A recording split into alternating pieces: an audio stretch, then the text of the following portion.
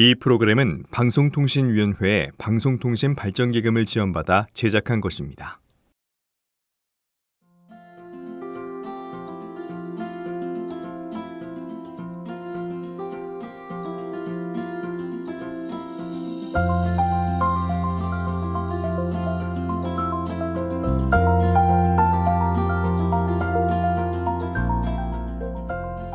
행복의 한쪽 문이 닫히면 다른 쪽 문이 열린다고 하죠.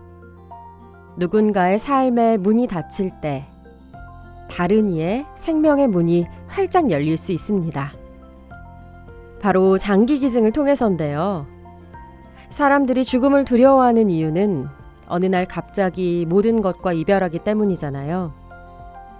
하지만 미리 준비할 때 죽음은 더 이상 이별이 아닌 새로운 시작이 되기도 합니다. 죽음을 삶의 완성으로 만드는 장기기증. 그 용기 있는 결심이 생명을 나눕니다. CPBC 특집 생명을 나눌 수 있나요? 그 첫 번째 시간, 스페인 장기기증의 비밀은 지금 시작합니다.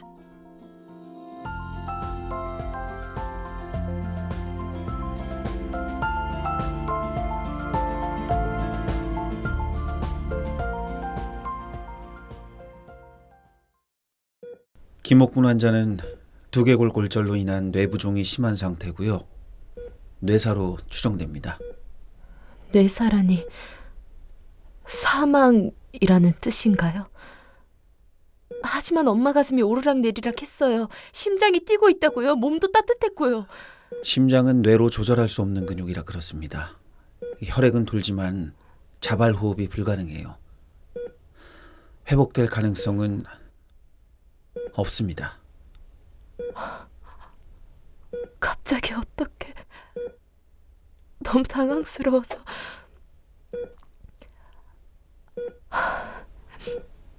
이젠 어떻게 해야 하죠?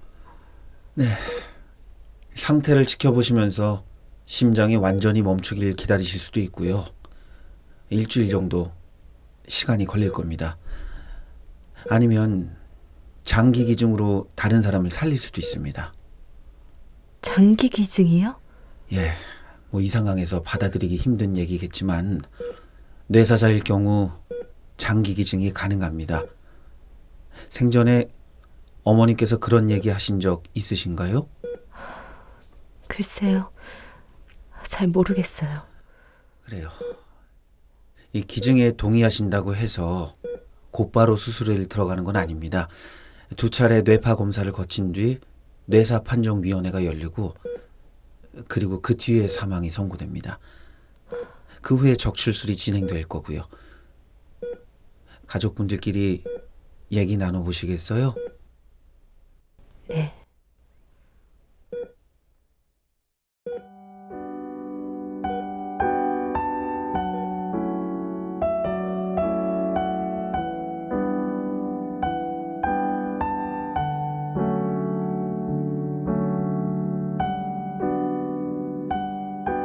엄마는 돌아가셨어. 이젠 인정해야 할 것 같아. 오빠, 엄마 장기기증하자. 엄마는 죽었지만 다른 사람은 살려야지. 엄마가 서운해하시지 않을까? 자식들이 당신 몸을 온전하지 못하게 보내드렸다고 속상해하시면 어떡하지? 엄마는 평생 다른 사람들 살리면서 살아온 분이야. 오빠랑 나 먹이고 입히고 동네 친구분들 무슨 일 생기면 제일 먼저 달려갔잖아. 엄마는 아픈 사람 살리는 일이라면 뭐라도 하셨을 거야. 그래. 근데 생전에 엄마가 한마디라도 하셨으면 나 더 고민할 것도 없겠어. 나 진짜 엄마 뜻 모르겠다.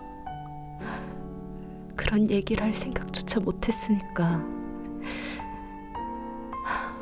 만약 얘기할 기회가 있었다면 엄마가 뭐라고 했을까? 하신다고 했겠지? 엄마는? 그래, 그럴 거야. 아까 만났던 그 코디네이터한테 연락해 볼게.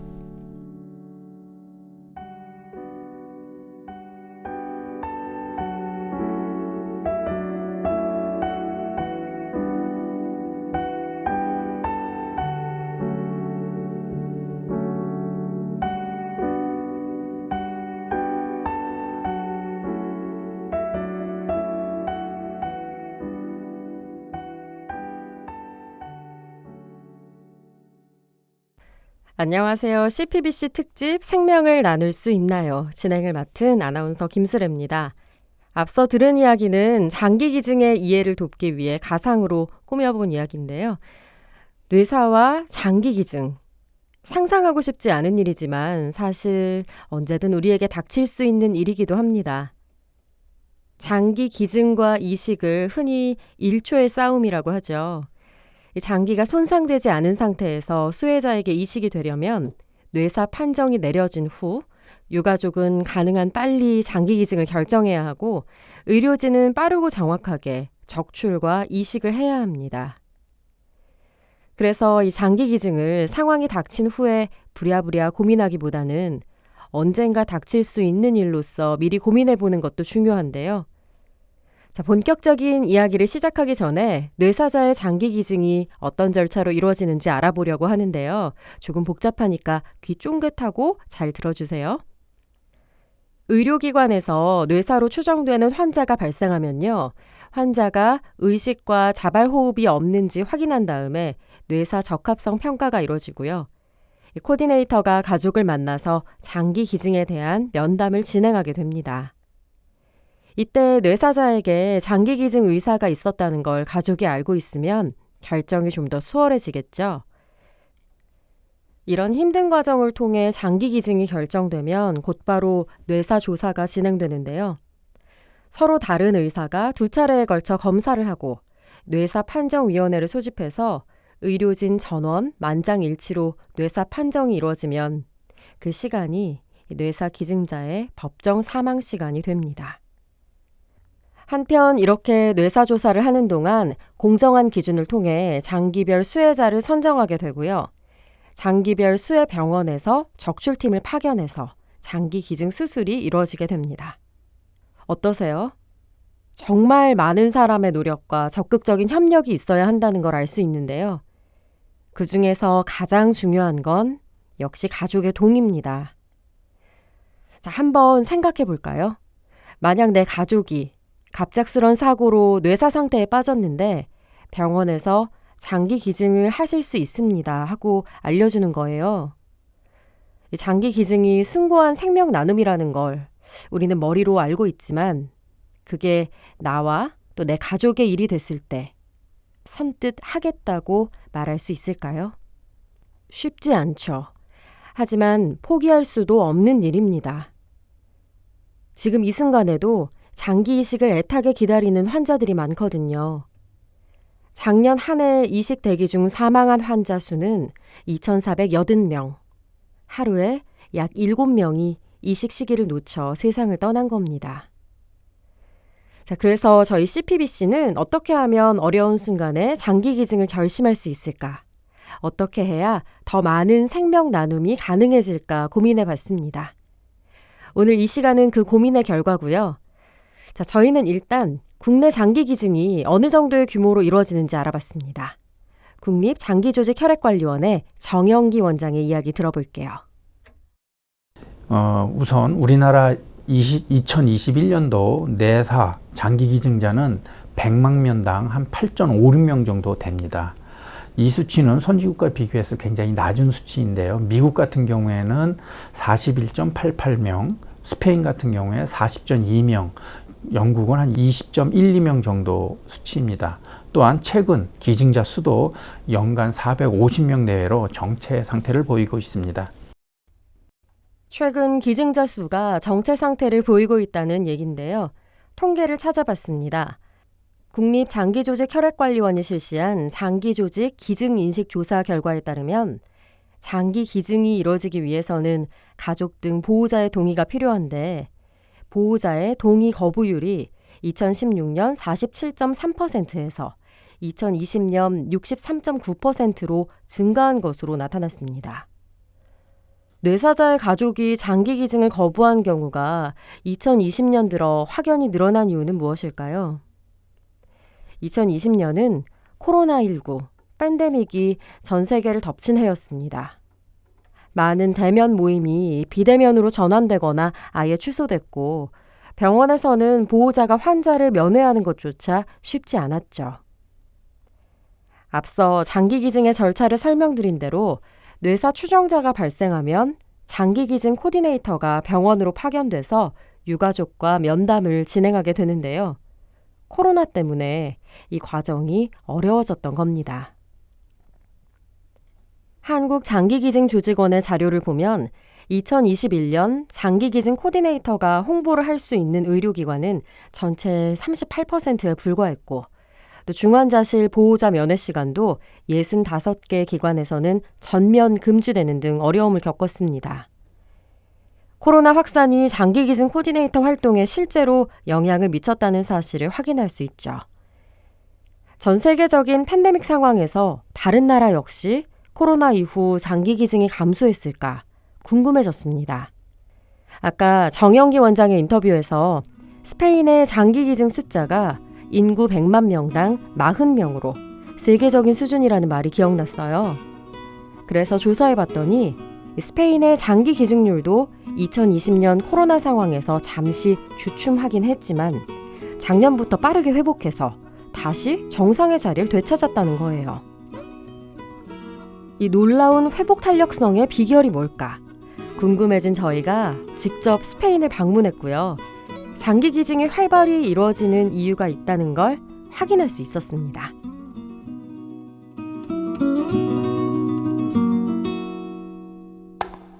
CPBC 특집 생명을 나눌 수 있나요? 일부 스페인 장기 기증의 비밀은 저희 취재팀이 스페인에서 찾은 활발한 장기 기증의 비밀을 지금부터 청취자 여러분과 나눠보려고 합니다. 먼저 스페인 국립장기기증관리센터 ONT의 총책임자 베아트리스 도밍게스 힐에게 물어봤습니다.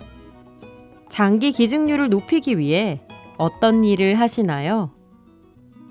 La Organización Nacional de Trasplantes, la ONT, fue creada en el año 1989 국립장기이식관리센터는 1989년에 설립돼 스페인의 기증 및 이식 활동을 감독, 조직하고 있습니다. ONT는 옵트아웃 제도를 근거로 활동해요. 필요한 경우 모든 시민이 장기 기증과 이식에 접근을 할 수 있는 공공보건 및 보편적 공공 시스템을 보유하고 있고 17개의 광역자치주와 협력해 스페인의 장기 기증 활동을 세계적 수준으로 빠르게 늘릴 수 있는 장기 이식 코디 모델을 만들었습니다.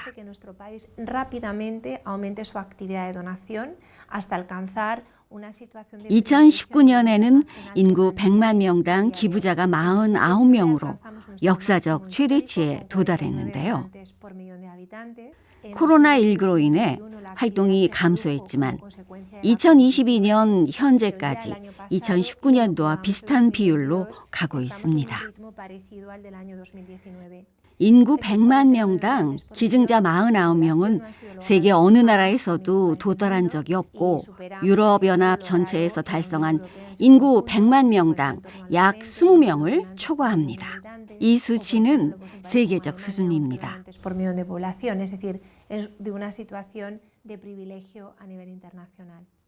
스페인이 세계적으로 높은 장기 기증률을 보이는 이유는 기증 과정 관리 모델이 있기 때문입니다. 적합한 장소에서 적합한 지원과 최적의 전문가를 제공받아 한 사람이 기증자가 될 수 있게 합니다. 기증자가 될 수 있는 조건에서 사망하는 사람은 즉 중환자실에서 인공호흡기에 연결된 상태로 사망하는 사람은 1%에서 2%에 불과하고 기증 반대 의사가 없어야 해요. 따라서 이런 예외적 상황을 식별하는 것이 중요합니다. 우리 모델은 병원 내의 장기 이식 코디팀을 중심으로 항상 중환자실 의사가 주도하고 ONT와 지역 이식 코디의 지원을 받아 전문가가 적합한 조건에서 일할 수 있도록 하며 기증 과정을 개선시키기 위해 지속적으로 정보를 수집합니다. 스페인 국립장기기증관리센터 ONT의 총책임인 베아트리스의 인터뷰 중에서요. 적합한 장소에서 적합한 지원과 최적의 전문가를 제공받아 한 사람이 기증자가 될 수 있게 한다. 이 부분이 참 인상적이었는데요. 그가 말한 적합한 장소란 바로 중환자실입니다. 생체 장기 기증이 아닌 사망한 상태에서 장기를 기증하는 경우의 대다수가 이곳, 이 중환자실에서 발생하기 때문이죠. 죽음과 생명의 터널이라 불리는 중환자실에서 누군가는 생명을 잃지만 누군가는 장기 기증을 통한 새 생명의 기회가 생기기도 합니다. 스페인과 국내 의료진 모두 장기 기증을 늘리기 위해서는 중환자실과의 연계가 중요하다고 강조했는데요.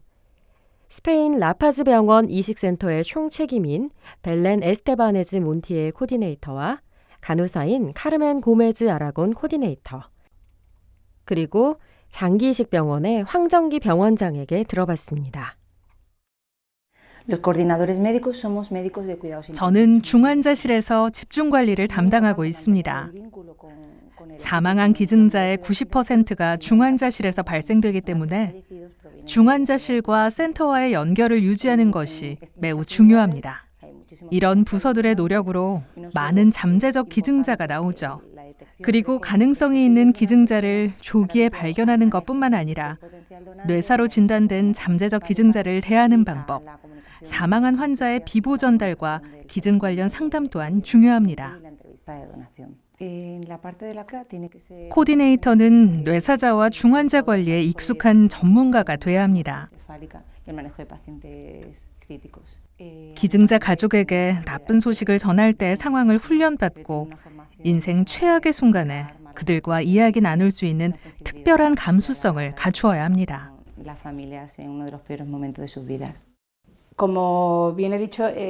인생의 많은 부분을 중환자실 간호사로 있었는데 그것은 잠재적 기증자가 있는 곳이에요.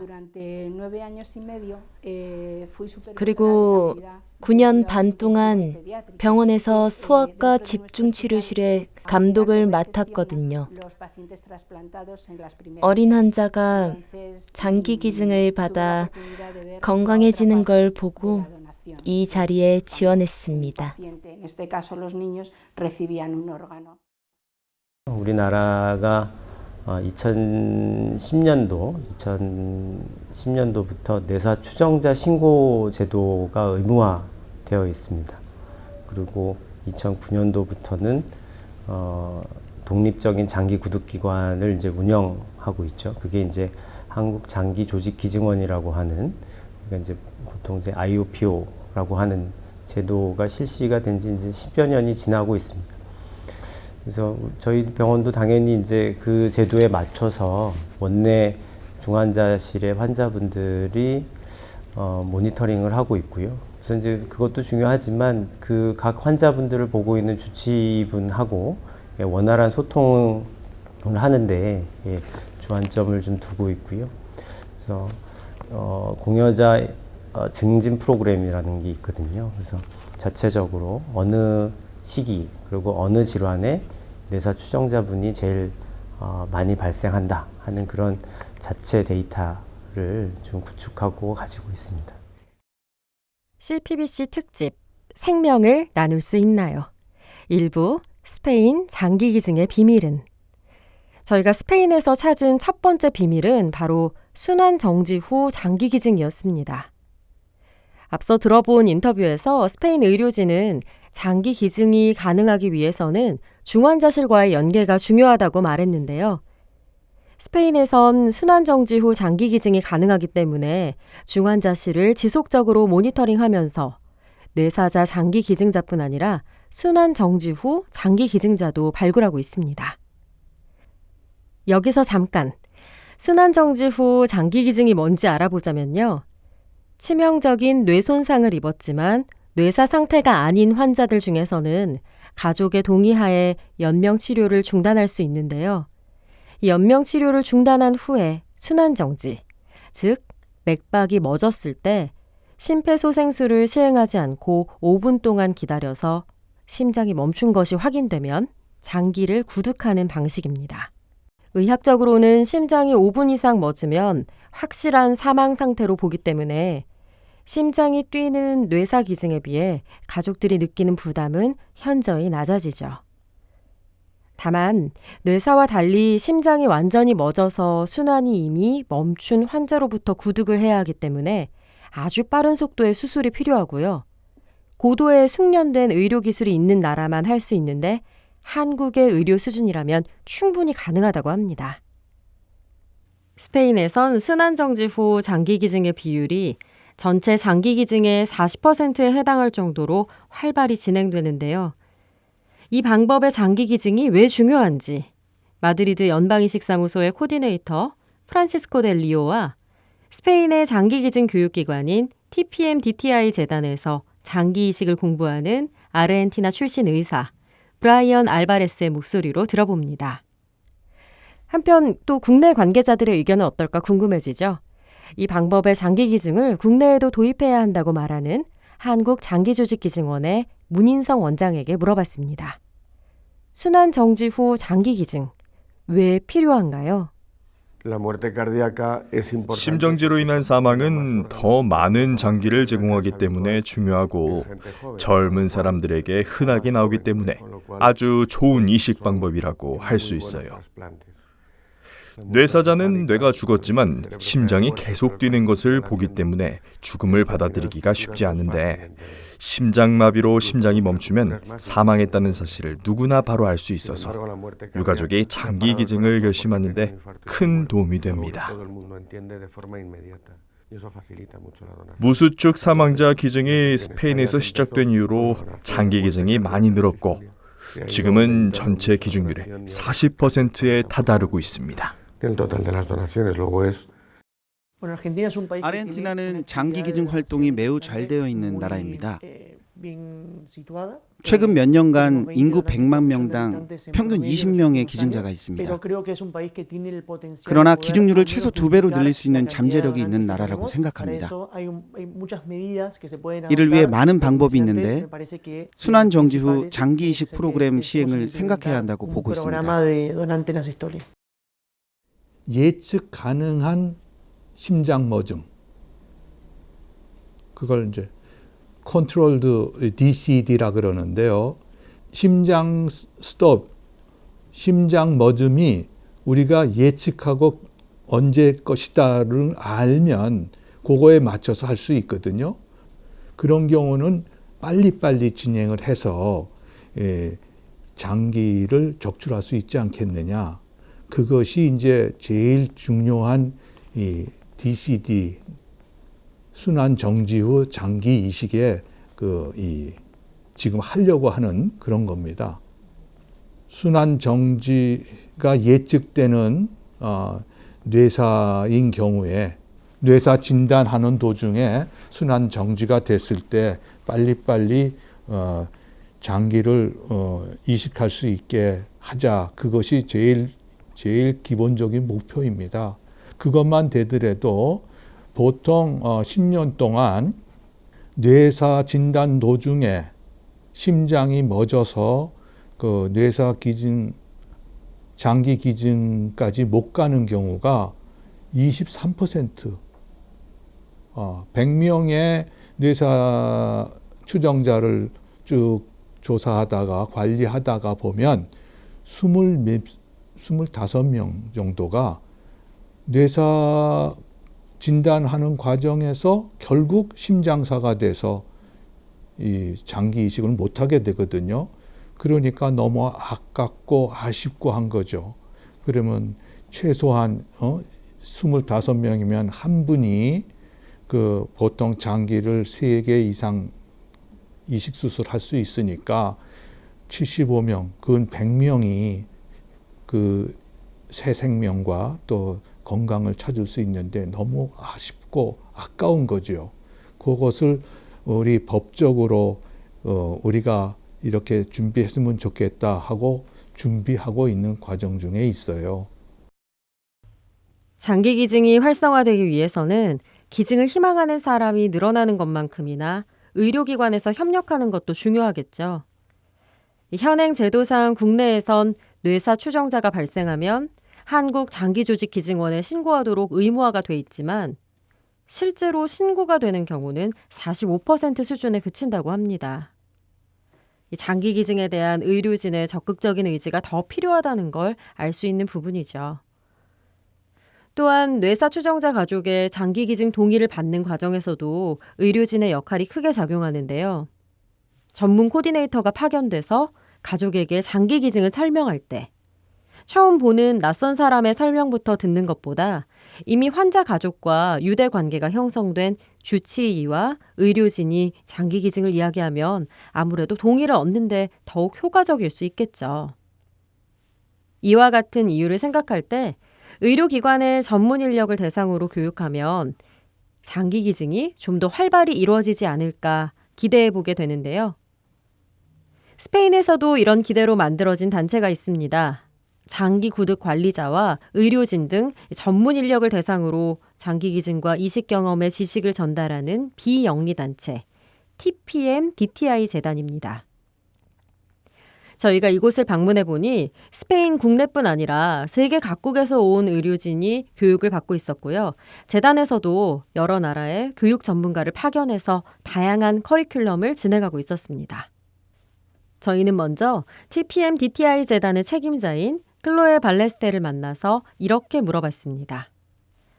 이곳에서 전문 인력을 우선적으로 교육하는 이유가 무엇일까요?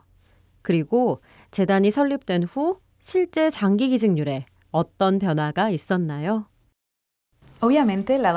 장기 기증은 분명 많은 요인의 영향을 받고 기본적으로는 사회적 인식에 따라 달라집니다. 따라서 사회 전반의 인식을 바꾸는 교육도 필요하지만 좀 더 효율적이고 더 구체적인 노력을 하고 싶다면 의료 전문가를 직접 훈련하는 게 좋습니다. 보통 인구의 1% 미만이 기증자가 되죠. 이런 예외적인 상황에서도 시스템이 제 기능을 잘 발휘하려면 이런 상황에 훈련된 전문가가 양성돼 있어야 하는 겁니다. 교육의 목적은 지식이나 기술, 능력을 전달하는 것만이 아닙니다. 교육은 모든 전문가가 동일한 언어를 사용하도록 하는 거기도 하고 공통된 문화를 가지고 서로 돕고 영감을 줄 수 있는 전문가 네트워크를 만드는 거예요.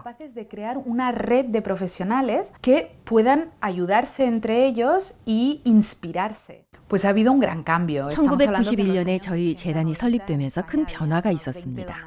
1980년대와 1990년대 스페인에서는 인구 100만 명당 약 20명의 기증자가 있었어요. 그리고 팬데믹 이전에는 인구 100만 명당 50명의 기부자에 가까웠습니다. 지금 우리는 인구 100만 명당 약 40명의 기증자에 이르렀습니다. 이건 여전히 세계 최고의 훌륭한 수치죠. 이러한 변화가 단순히 교육과 직접적으로 관련이 있다고 생각하지는 않아요. 스페인에는 다른 많은 유형의 훈련과 수행된 많은 다른 활동이 있습니다. 국립장기기증관리센터에서는 매년 전문가들이 기증과 이식 관련 교육을 받을 수 있도록 장학금으로 우리를 지원하고 있습니다. 이러한 방법으로 스페인에서는 실제로 지속적인 교육이 이루어지고 있고 다른 병원, 기관 등에서 지속적으로 교육을 제공하고 있습니다. 스페인 높은 장기 기증의 비밀은? 저희가 찾은 두 번째 비밀은 바로 전문가 교육이었습니다. 정부 차원에서 병원 의료진과 기관의 전문가들을 대상으로 지속적인 교육을 제공하고 있는 것이죠. 그중 하나인 스페인의 장기기증과 이식교육재단인 TPM DTI 재단. 저희는 이곳에서 공부하는 아르헨티나 출신 의사 브라이언 알바레스도 만났습니다. 중환자실 의사이자 장기기증 코디네이터인 그는 전문가를 대상으로 한 교육과정을 통해 많은 도움을 받았다고 이야기합니다. 저는 2021년 10월에 이곳에 왔습니다. 이곳에서 최고 수준의 국제 전문가들을 만나서 새로운 기술과 방법론을 배웠습니다. 나중에 조국으로 돌아가면 이식 시스템을 개선하는 데 도움이 될 겁니다. 장기 기증과 이식은 효과적으로 생명을 구하는 활동입니다. 의사와 의료 시스템은 생명을 구하고 삶의 질을 향상시키기 위해 노력해야 합니다.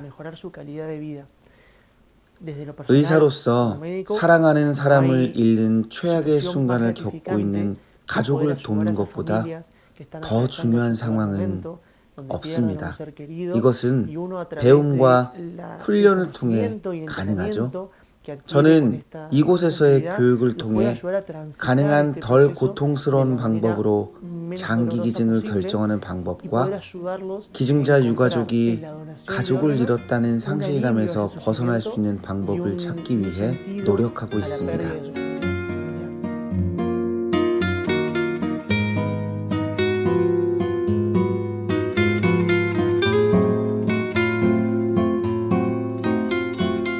연인 간의 사랑에서 시작과 끝이 서로 다르다면, 그러니까 누군가의 사랑이 끝났을 때 상대방의 사랑이 시작하고 있다면 그 사랑은 비극이 되죠. 하지만 장기 기증은 누군가의 끝이 다른 누군가에겐 시작이 될 때 생명 나눔의 사랑이 완성됩니다. 이와 같은 생명 나눔의 사랑에 더 많은 분이 동참하도록 하려면 어떻게 해야 할까요? 전문가들은 그 방법 중에 하나로 장기 기증의 날을 법정 기념일로 제정해야 한다고 이야기합니다. 국민이 장기 기증 문화가 있다는 것을 알고 장기 기증과 이식이 언제든 나에게도 생길 수 있는 일이란 걸 깨닫는다면 생명 나눔의 문화에 동참할 수 있지 않을까 기대하는 건데요. 저희가 스페인에 취재하러 간 6월 첫째 주는 스페인의 각 자치구별로 장기 기증의 날이 있는 주간이었습니다. 스페인은 6월 첫째 주 수요일을 기증자의 날로 정해서 이런저런 행사를 마련하는데요. 저희 CPBC 취재팀도 마드리드에서 열린 기증자의 날에 참여했고요. 시민들이 마치 소풍 온 듯이 행사를 즐기는 모습이 인상적이었습니다. 이곳 스페인 국민들에게는 장기 기증과 이식이 별로 생소한 얘기가 아니라는 걸 알 수 있었는데요. 마드리드 지역사회의 신장질환 퇴치를 위한 협회 회장 일루미나다 마르틴 크레스포를 스페인 장기 기증의 날 행사에서 만나봤고요. 마드리드 연방이식사무소의 코디네이터 프란치스코 델 리오에게도 물어봤습니다. 장기 기증 문화를 확산하는 데 있어서 기증자의 날이 어떤 역할을 할까요? 이렇게 장기 기증의 날에 우리가 거리에 나가 장기 기증에 대해서 이야기를 하면 사람들이 우리를 보고 결정을 내릴 때 도움이 될 수 있겠죠.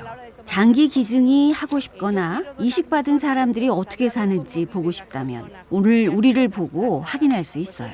우리가 은혜의 선물 덕분에 정상적이고 자연스러운 삶을 사는 모습을 보게 될 겁니다. 내일이 기증자의 날인데 여러 곳에서 많은 사람이 참석할 수 있도록 다양한 행사를 진행합니다. 장기 기증을 매일 이야기하고 되도록 많은 사람이 TV, 신문, 라디오에서 장기 기증에 관련한 이야기를 해요. 죽음이라는 최악의 순간에 장기 기증이 많은 사람을 위하여 얼마나 좋은 선택인지 정보를 나눕니다. 그러면서 장기 기증이란 우리가 할 수 있는 좋은 일이라는 것을 이해하게 되는 거죠. 장기 기증 관련 뉴스를 자주 방송할 수 있게 효과적인 의사소통 정책을 마련합니다. 유명 배우나 축구 선수가 기증했다는 소식이 아니라 스페인의 한 도시에서 5명의 장기 기증자가 나왔다는 소식이 방송에 나와요. 그러면 일반 국민이 일상생활에서 장기 기증을 더 많이 이야기하게 됩니다. 코디네이터들은 학교에 가서 아이들에게 장기 기증에 대해 이야기해요. 평상시 장기 기증을 이야기하는 건 쉽지만 최악의 순간에 왔을 때는 어렵죠. 일상에서 자주 이야기한다면 그것이 얼마나 중요하고 가치 있는 일인지 알게 됩니다.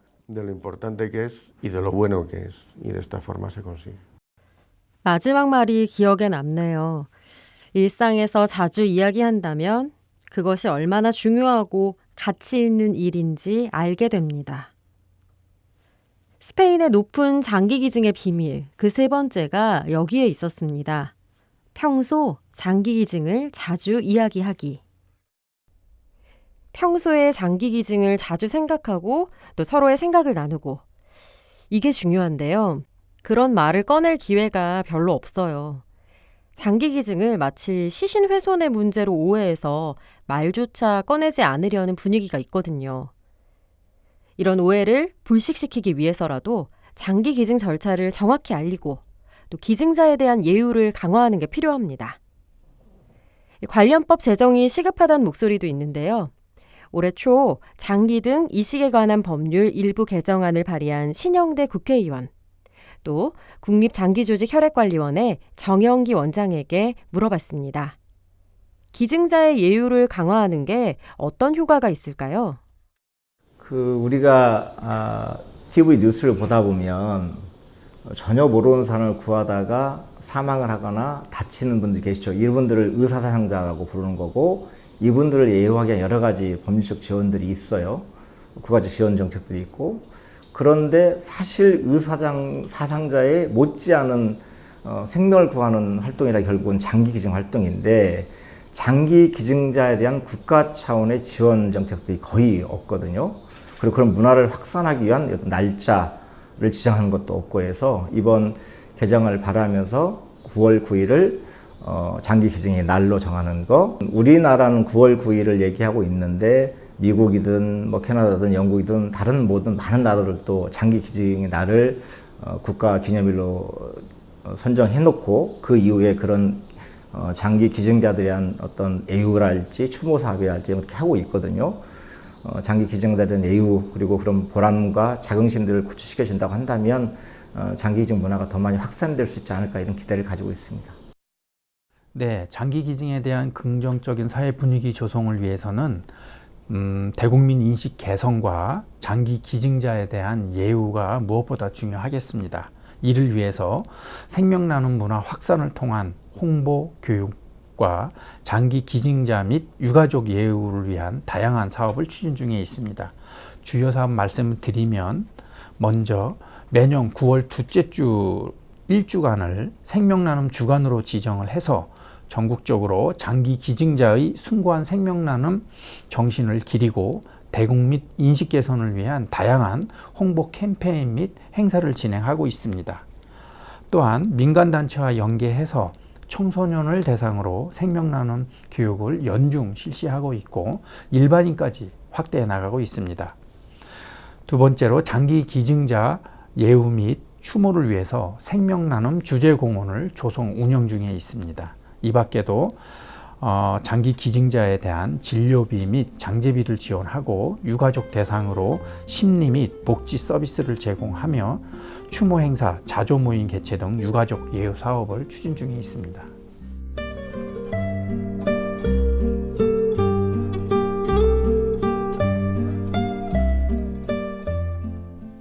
여러분은 지금 CPBC 특집 생명을 나눌 수 있나요?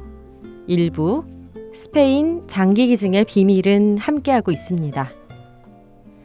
장기 기증 문화에 관심을 갖고 자료를 찾다 보면 자주 만나게 되는 단어가 있습니다. 바로 옵트아웃 제도. 생전에 장기 기증 거부 의사를 밝히지 않는 한 장기 기증에 동의하는 것으로 추정하는 제도인데요. 비교적 높은 장기 기증률을 보이는 스페인, 영국, 프랑스 등의 나라가 바로 이 옵트아웃 제도를 채택하고 있고요. 따라서 국내에도 이 제도를 도입해서 장기 기증률을 높여야 한다는 주장이 있습니다. 이쯤에서 짐작하셨겠지만 스페인의 높은 장기 기증의 비밀 네 번째는 옵트아웃 제도입니다. 저희 취재팀이 스페인을 방문한 가장 큰 목적도 바로 이 옵트아웃 제도에 대한 이야기를 듣기 위해서였는데요. 실제 장기 기증의 현장에선 옵트아웃 제도의 실효성을 어떻게 느끼고 있는지 국립장기기증관리센터 ONT의 총책임자 베아트리스 도밍게스 힐의 목소리로 직접 들어보시죠. 스페인에는 1979년부터 시행되고 있는 추정 동의 또는 옵트아웃 모델이 있습니다. 이 법은 살아있을 때 다른 표현을 하지 않는 한 사망 시 기증자로 명시합니다. 우리는 옵트아웃 제도를 엄격하게 시행한 적은 없습니다. 왜냐하면 이 제도는 사랑하는 사람을 잃은 가족의 감정, 고통이 국가에 의한 일종의 통제처럼 느껴질 수 있기 때문이지요. 이식 코디네이터들은 사람이 사망했을 때 기증 의사를 표명했는지 또는 기증 거부 의사를 밝혔는지 확인하기 위해 법적으로 해볼 수 있는 모든 수단을 검토해야 합니다. 마지막 결정은 결국 가족에게 있습니다. 이것은 다른 나라에서 일어나는 일과 크게 다르지 않아요. 그 결과 스페인 가정의 85%가 장기 기증에 찬성합니다. 장기 기증을 원하지 않는다면 언제든지 거부 의사를 밝힐 수 있습니다. 기증을 원하지 않는 사람은 생전에 가족에게 이야기하면 됩니다. 유가족은 언제든지 기부를 원하지 않는다고 말할 수 있고 코디네이터가 이를 받아들이고 장기 기증을 철회합니다. 하지만 장기 기증 거부 비율은 15% 미만입니다. 다시 말해 85%는 장기를 기증한다는 것이죠. 국립장기기증관리센터의 베아트리스에 이어서 마드리드 연방이식사무소의 프란시스코 델 리오의 목소리도 들어봤는데요. 이 두 분이 공통적으로 하는 이야기가 있습니다. 국민은 누구나 언제든 장기 기증 거부 의사를 밝힐 수 있고 장기 기증에 대한 마지막 결정은 유가족에게 달려 있으며 그럼에도 국민의 85%가 장기 기증에 찬성한다는 거였죠. 저희 취재팀이 스페인에서 실무진의 이야기를 들으면서 또 느낀 건 이곳에서도 역시 유가족의 결정이 가장 중요하다는 거였는데요. 뇌사 추정자가 생전에 장기 기증 거부 의사를 등록하지 않았으니까 이분은 장기 기증에 동의한 걸로 추정하고 진행하겠습니다. 이게 아니었던 겁니다. 가장 중요한 건 가족이 그것을 받아들일 준비가 됐는지였고요. 그런 환경에서도 장기 기증률이 여전히 높다는 건 단지 옵트아웃 제도뿐 아니라 장기 기증을 바라보는 국민의 정서와 또 생명 나눔의 문화가 어느 정도 자리를 잡았기 때문이라고 볼 수 있습니다. 하지만 아무리 장기 기증의 문화가 자리를 잡았다고 해도 이게 나와 내 가족의 일이 되면 선뜻 장기 기증에 동의하기가 어렵거든요. 그런 어려운 상황에서도 장기 기증을 결정한 분을 만나봤습니다.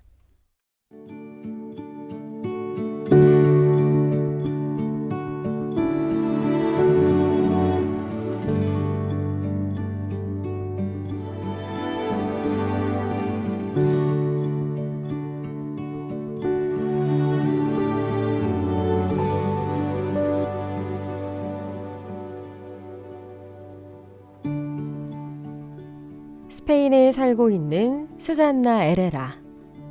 그녀의 아들 호세 안드레스는 생후 7개월에 간, 심장, 신장, 각막, 혈액, 골수와 뼈를 이식하고 세상을 떠났습니다. 저도 두 아이를 키우는 엄마로서 마음이 참 먹먹했어요. 내 아이가 죽었을 때 장기와 조직을 기증하기로 결심하는 건 어떤 용기일까? 엄마인 수잔나 에레라 씨의 이야기를 직접 들어봤습니다.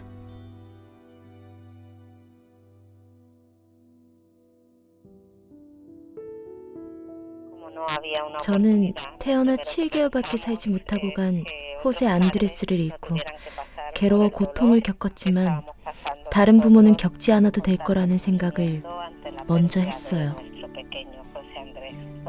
가장 좋은 선택은 죽음이 생명이 되고 아들이 다른 아이들에게 생명을 주고 더 나은 삶의 기회를 주고 가는 것이라고 결정했죠. 우리는 살아가면서 우리가 기증자인지 수혜자인지 생명을 주는지 생명을 필요로 하는지 어느 쪽 상황이 될지 미래를 알 수 없잖아요.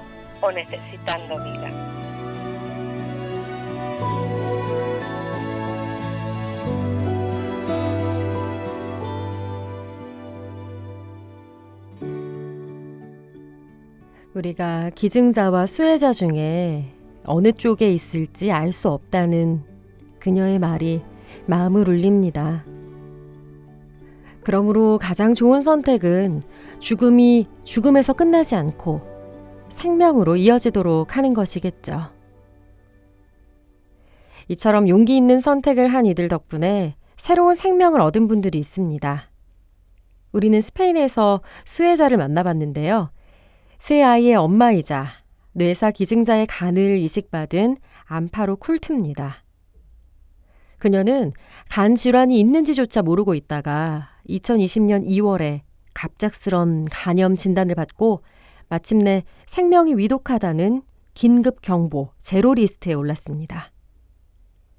병이 너무 급하게 진행된 바람에 살 방법이 이식밖에 없었지만 기적처럼 빨리 간을 이식받아서 지금은 아주 건강하게 생활하고 있습니다.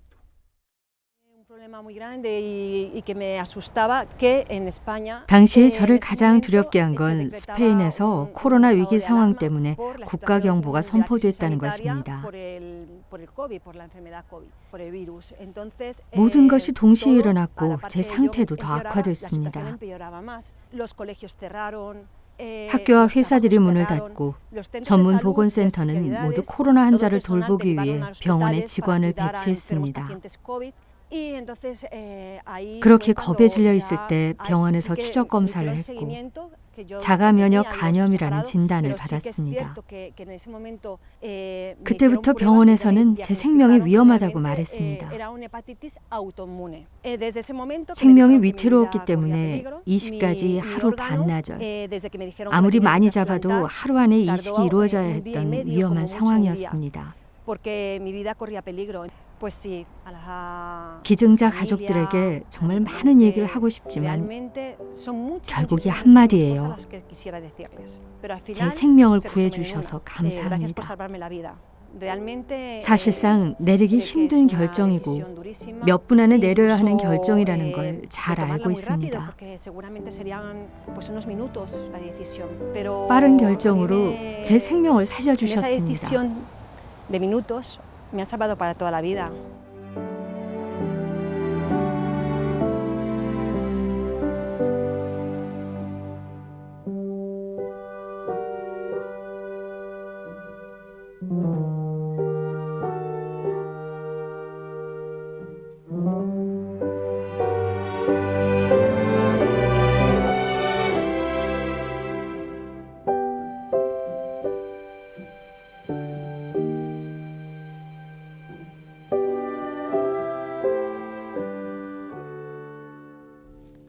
장기 기증과 이식 분야에서 가장 앞선 나라라고 할 수 있는 스페인.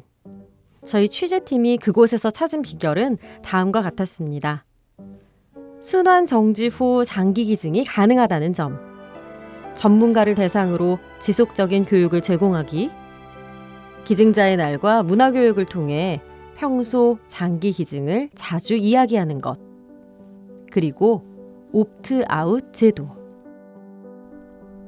스페인의 비밀을 하나하나 찾아가면서 어떻게 하면 우리나라의 장기 기증 문화도 활성화할 수 있을까 많이 고민했는데요. 앞서 살펴본 제도와 기준을 국내 실정에 맞게 도입하는 것도 중요하지만 가장 우선적으로는 가족 간의 활발한 의사소통이 중요하다는 것을 깨달았습니다. 그러니까 우리가 서로 장기 기증하는 것을 어떻게 생각하는지, 내 가족이 장기 기증에 동의하는지를 알고 있어야 그럴 수 있는 상황이 왔을 때 현명한 선택을 할 수 있는 것이죠. 자, 이 프로그램을 시작하면서 꽁트로 들려드렸던 그 가상의 이야기를 다시 떠올려 볼까요? 내 가족이 갑작스런 뇌사 상태에 빠진 상황. 병원에서는 조심스럽게 장기 기증의 얘기를 꺼내고 보호자 역시 장기 기증이 숭고한 일인 건 알고 있지만 선뜻 결정하기가 참 어렵습니다. 제일 큰 요인으로는 이미 세상을 떠나신 고인의 뜻을 헤아릴 수 없기 때문이겠죠.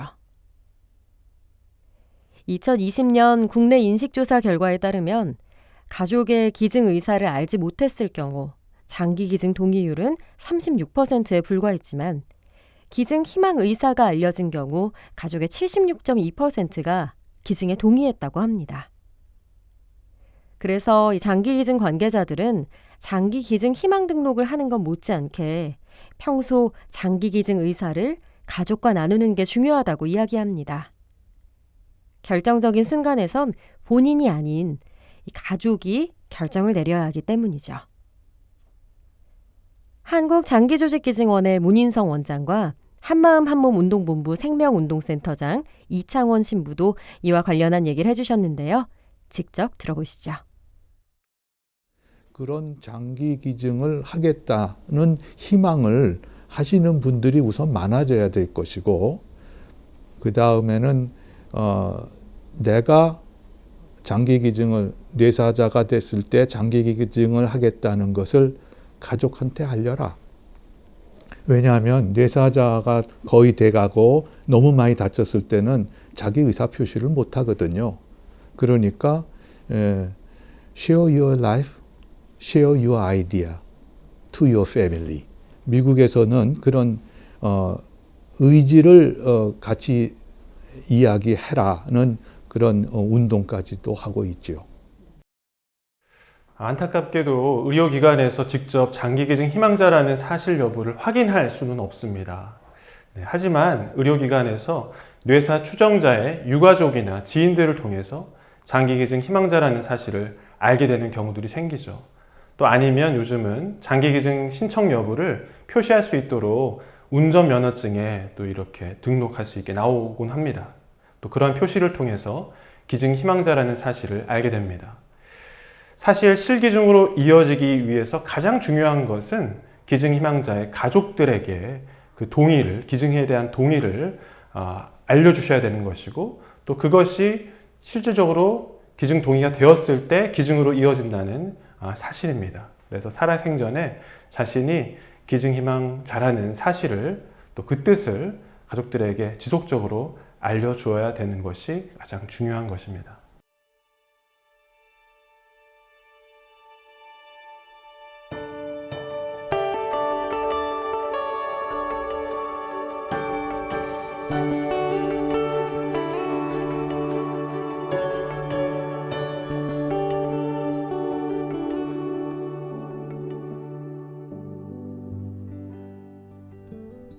천주교 대구대교구청 안에 있는 성직자 묘지 입구에는 다음과 같은 라틴어가 새겨져 있습니다.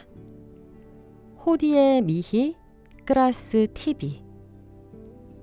우리말로 해석하면 오늘은 나의 일이지만 내일은 너의 일이다 라는 문장인데요.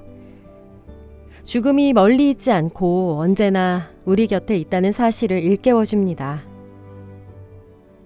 죽음을 의식하면서 살아가는 건 그리스도인으로서 후회 없는 삶을 위한 노력이기도 하죠. 우리가 언젠가 죽음을 맞이했는데 다행히도 장기를 기증할 수 있는 상태라면 기꺼이 그렇게 하자고 가족에게 이야기해보세요. 만약 그런 상황이 닥쳤을 때 서로를 사랑하는 그 마음으로 용기를 내서 장기 기증을 결심해보자고 다짐해보세요. 그런 다짐과 결심이 있을 때 죽음은 더 이상 갑작스러운 일이 아니고요. 우리의 삶을 더욱 풍요롭게 만들어줍니다. CPBC 특집 생명을 나눌 수 있나요? 일부인 오늘은 스페인 현지 취재를 통해 알아본 높은 장기 기증률의 비밀을 나눠봤고요. 내일이죠. 9월 10일 오전 8시에는 2부 생명 나눔의 문화 어떻게 확산시킬 수 있을까가 마련돼 있습니다. 장기 기증 코디네이터와 초대 손님을 스튜디오에 모시고 국내 장기 기증 문화를 활발히 하기 위한 고민을 내일 나눠보겠습니다. 오늘 함께해 주신 여러분 고맙습니다. 저는 진행을 맡은 아나운서 김수래였습니다.